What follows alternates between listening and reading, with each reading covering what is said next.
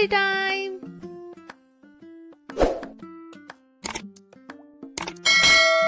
आज हम सुनेंगे यमराज और यमुना की कहानी। भगवान सूर्य और उनकी पत्नी संज्ञा की 2 संतानें थी, पुत्र यमराज और पुत्री यमुना। संज्ञा सूर्य का तेज सहन नहीं कर पाती थी, तो एक बार उन्होंने अपनी ही तरह दिखने वाली अपनी छाया का निर्माण किया। संज्ञा अपनी दोनों संतानों को छाया के पास छोड़कर चली गई। छाया को यम और यमुना से कोई विशेष लगाव नहीं था, किंतु यमुना अपने भाई यम से बहुत स्नेह करती थी।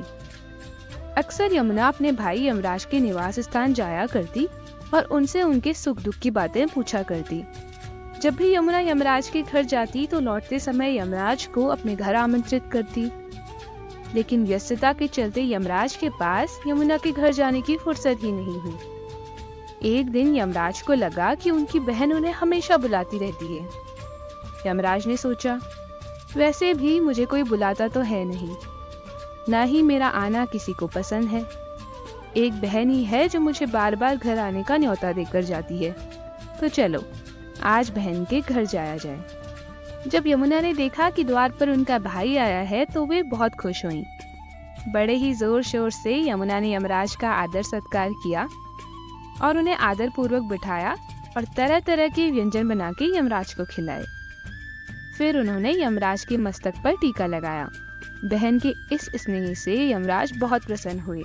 वे जब यमुना के घर से वापस आने लगे तो उन्होंने यमुना से कहा, यमुना, आज मैं बहुत खुश हूँ। मैं तुम्हारे लिए कुछ ला न सका, इसलिए तुम्हें जिस भी चीज की आवश्यकता हो तुम मुझसे बेझिझक मांग लो। यमुना ने कहा, भैया मुझे कुछ नहीं चाहिए, बस आप अपना स्नेह यूं ही बनाए रखिएगा, इसके सिवा मुझे किसी चीज की आवश्यकता नहीं है। पर यमराज नहीं माने। जब यमराज ने जिद की तो यमुना ने कहा, ठीक है भैया, यदि आप मुझे कुछ देना ही चाहते हैं तो मुझे ये वचन दीजिए कि आज के दिन आप मेरे घर प्रतिवर्ष आया करेंगे।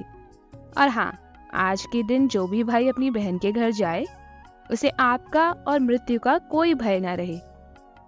यमराज ने यमुना को उनके घर प्रतिवर्ष आने का वचन दिया और साथ ही कहा, यमुना, जो भी भाई कार्तिक माह शुक्ल पक्ष की द्वितीय तिथि को अपनी बहन के घर उससे मिलने जाएगा और बहन ठीक तुम्हारी तरह अपने भाई को भोजन कराएगी, उसे तिलक लगाएगी, तो उस बहन का स्नेह उसके भाई की रक्षा करेगा।